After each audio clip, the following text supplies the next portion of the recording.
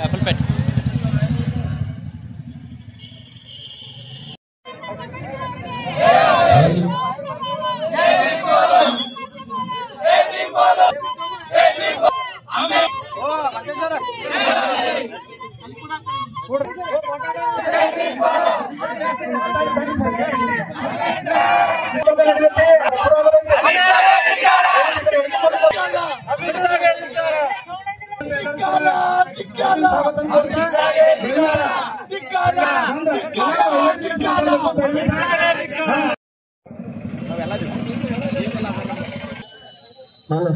Halo.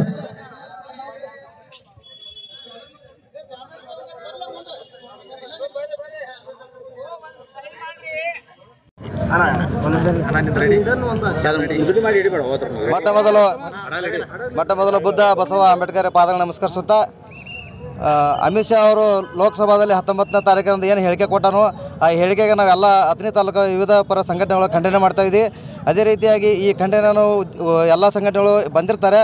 ಅದಕ್ಕೆ ಮುಂದೆ ಈ ಅಮಿತ್ ಶಾ ಅವರು ಕಾನೂನು ಮಂತ್ರಿ ಆಗಿದ್ದು ಭಾರತ ಸಂವಿಧಾನದಿಂದ ಆ ಸಂವಿಧಾನ ಅರ್ಥಕೊಂಡು ಅವು ಮಾತಾಡಬೇಕಾಗಿತ್ತು. ಆದರೆ ಮುಂದೆ ಅವ್ರು ಇನ್ನೂ ಟೈಮ್ನ ಮಿಂಚಿಲ್ಲ.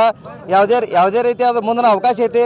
ಅದಕ್ಕೆ ಭಾರತ ದೇಶಕ್ಕೆ ಎಲ್ಲರೂ ಕ್ಷಮೆ ಕೇಳಬೇಕು ಹಾಗೂ ಕಾನೂನು ಮಂತ್ರಿಗೆ ರಾಜೀನಾಮೆ ಕೊಡಬೇಕೆಂದು ಆಗ್ರಹಿಸಿ ನಾನು 2-3 ಜೈ ಭೀಮ್ ಜೈ ಭಾರತ್.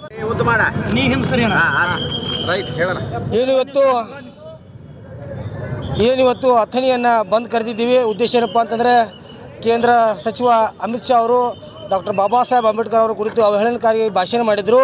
ಅದಕ್ಕೆ ಅಮಿತ್ ಶಾ ಅವರು ಆದಷ್ಟು ಬೇಗ ತಮ್ಮ ಸಚಿವ ಸ್ಥಾನಕ್ಕೆ ರಾಜೀನಾಮೆ ಕೊಡಬೇಕು ಮತ್ತು ಪ್ರತಿಯೊಬ್ಬ ಭಾರತೀಯ ಪ್ರಜೆಗೂ ತಾವು ಕ್ಷಮೆಯನ್ನು ಕೇಳಬೇಕು. ಒಂದು ವೇಳೆ ತಮ್ಮ ಸಚಿವ ಸ್ಥಾನಕ್ಕೆ ಮತ್ತು ಕ್ಷಮೆ ಕೇಳಿಲ್ಲ ಅಂತಂದರೆ ಮುಂದಿನ ದಿನಗಳಿಂದ ನಾವು ಉಗ್ರವಾದ ಹೋರಾಟ ಮಾಡ್ತೀವಿ. ಮತ್ತು ಇದೇ ರೀತಿ ಪದೇ ಆದರೆ ನಾವು ಭೀಮಾ ಕೋರಿಗೆ ಮತ್ತೆ ಪುನಃ ಆಚರಣೆ ಮಾಡ್ತೀವಿ ದೇಶದಿಂದ ಹೇಳೋಕೆ ಇಷ್ಟಪಡ್ತೀವಿ.